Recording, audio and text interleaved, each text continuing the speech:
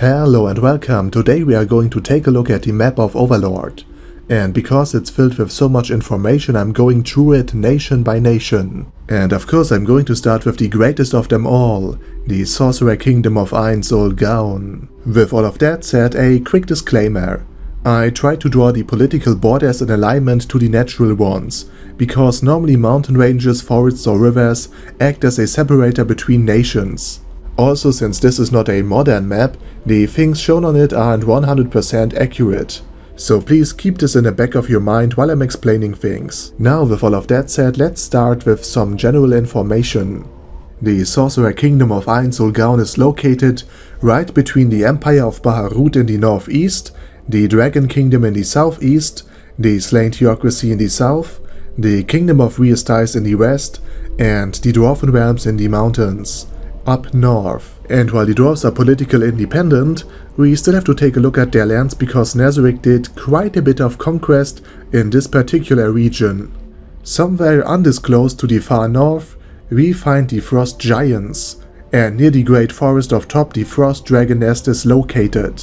Both species are now well and truly under Nazarick's control, since the Frost Giants were spotted polishing the statues of the Sorcerer King at the gates of Irantel, and the dragons were subjugated and relocated by Ainz himself, freeing the lost capital of Dwarfendom in exchange for runecraft technology. This was quite important because the Dwarf nation currently consists of one single city, Feoyera, their second capital, and it is still in the process of reclaiming their former capital of Feoberkana, which was destroyed during the war against the evil spirits, marking the start of 200 years of a slow but steady decline, and in this weakened state they nearly met their end by a demi-human mole-like species, the Quagoa. Now united under one leader, they attacked and nearly annihilated their dwarven rivals in order to gain control over the valuable ores, but they themselves were also nearly wiped out as well by Shaltir Bloodfallen in order to bring them down to a more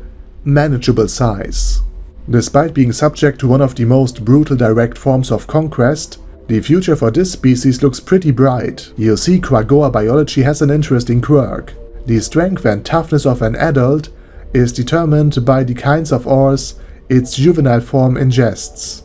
Given the fact that a great many undead are currently working in the mines of the mountain range, and the fact that Nazarick is in possession of the most rare of metals, this means that despite being reduced in numbers, the Quagoa will eventually regain and surpass their former strength. Combine this with their inherent immunity to iron weapons, they are an excellent force when deployed against most human armies, specifically while in the mountain range. But their inherent weakness against lightning makes it also easy for the Sorcerer Kingdom to control them. Basically, Naber al-Gamma should be enough to subjugate them if they ever cause trouble. And with this rather ambiguous region out of the way, we can start with the Sorcerer Kingdom proper. At the foot of the Azalesian Mountains we can find two lakes. The smaller one is home to the now united and subjugated Lizardman tribes, and the greater one is the former independent territory of the Toadmen, who were alongside with the rest of the greater lake conquered by Cocytus and his Lizardman forces. After the disastrous first battle against the united Lizardman tribes, Cocytus likely forms and adapts new strategies. Demiurge, his drinking buddy, might also help him with this process. Now united in territory and purpose, the Lizardman Society is currently in a transformative process. They used to be essentially a Stone Age level civilization, consisting of hunter-gatherer tribes, reliant on the fish population of their lake. Normally their numbers would continue to grow until the dwindling fish population could no longer support them, which led to a time of infighting and starvation. This time of decline continued until the fish population had enough time to recover, which would then spark the next growth period for the Lizardmen. Based on an idea of Sariusu Sasha, the lone wanderer of his tribe, fish would be grown in farms, allowing the food supply to scale with the Lizardman population. Under Cocytus' rule, this industry has been expanded upon, and until the fish farm is ready to sustain the population, Nazarick takes care of the food supply. At the southeast of the lake, a great ocean of trees starts. The Great Forest of Top is one of the largest interconnected biotopes in the Sorcerer Kingdom, and it envelops the Azalesian Mountains on each side. It was and still is home to a few heteromorph and demi-human settlements, but much of its hostile nature had vanished since Ainz and Aura conquered it together with her beasts. The Dark Elf, alongside other expeditionary forces, also scouted the entire region and had all of the things that were discovered marked on a new and much more detailed map than this. And she also discovered the entrance to a dungeon where Deep Darkness Dragonlord is located. And since the forests in the New World are as friendly as a cashier, watching a particular slow elder trying to pay with coins as small and numerous as sand in the Sahara Desert 15 minutes after the supermarket had officially closed, Nezwick is the only nation in this area that can even lay claim to this forest and tame it. For any other human nation, this area could as well be a radioactive desert full of dangerous mutated wildlife. But again, over the course of 13 books, Nezwick truly tamed this place. And today this forest supplies the Sorcerer Kingdom with lumber and valuable herbs, which play an important role in the neighboring village. At the edge of the forest off top, you will find Karn. And it used to be just a mere border village situated on the fringes of the Kingdom of Rias Ties. Named after Khan the Explorer, it was largely safe from any excursion out of the forest, because a wise king turned this part of the forest into his personal territory.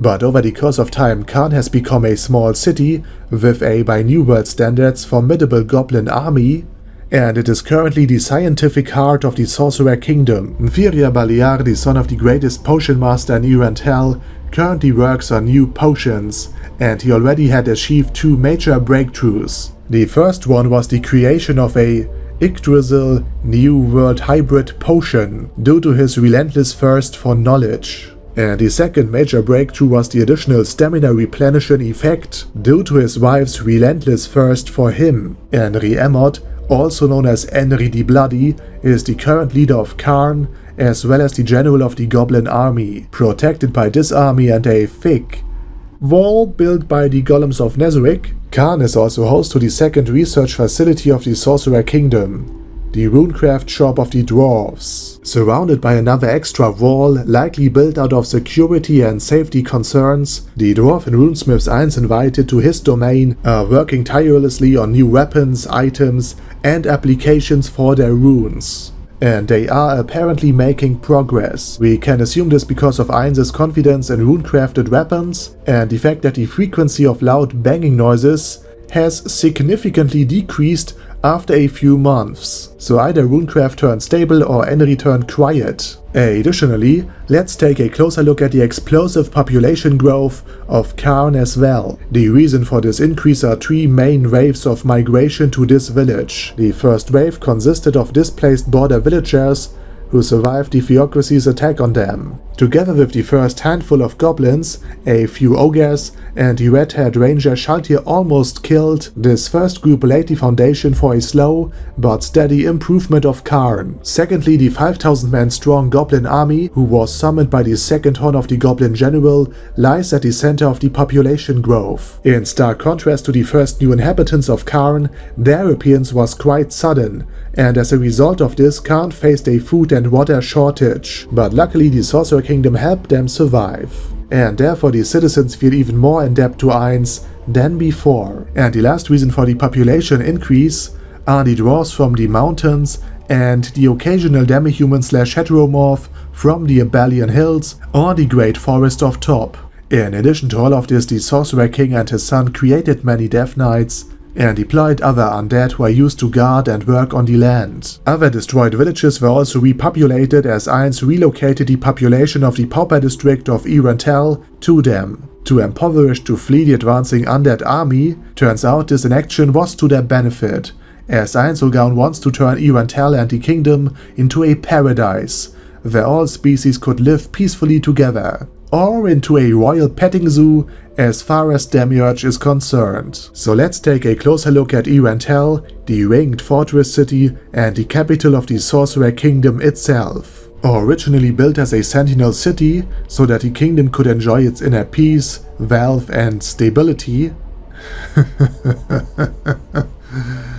Irantel, much like Karn, has gone through a wave of changes. During the time where mortals still reigned, the population consisted entirely of humans. located at the edge of Kat's Plain and home to the Adventurer Guild, the Wizard Guild, and a considerable military force, housed in the outermost district, a good chunk of the economy catered to more martial needs. Potion shop, taverns, brothels and weapon merchants were quite common, and during the annual war with the Empire, this city would host additional soldiers. After Irantel and the surrounding lands were ceded to Nazarick, essentially everybody who could had fled the city. Only a ghost president of the Wizard Guild and the Adventurer Guild remained, alongside with the temples who are surprisingly quiet. As mentioned, another population drop occurred when Ainz relocated the inhabitants of the Pauper district to various villages the Sunlight Scripture had destroyed while masquerading as Imperial Knights. Seeing that the Empire, Khan, and the other villages destroyed are now under Ainz's protection, Nazarick has found another reason for vengeance, but this will also be a subject for another video. Since the destroyed villages had grown organically, it was fairly easy to repopulate them, but in order to aid their development, Ainz lent them some of his undead for manual labor and protection. This marked the very point where the population of Irantel was at its absolute lowest. After that, a small influx of people willing to join the now state-owned Adventurer Guild and a few brave merchants sent by the Eight Fingers after Albedo politely asked them to do so occurred. Now, with a base trade relationship re-established, the population of Irantel began once more to grow. For example, a certain Naga from the Forest of Top chose to make Irantel its new home. And after Ainz rescued the dwarves, a portion of them had come down the mountains to work as runesmiths.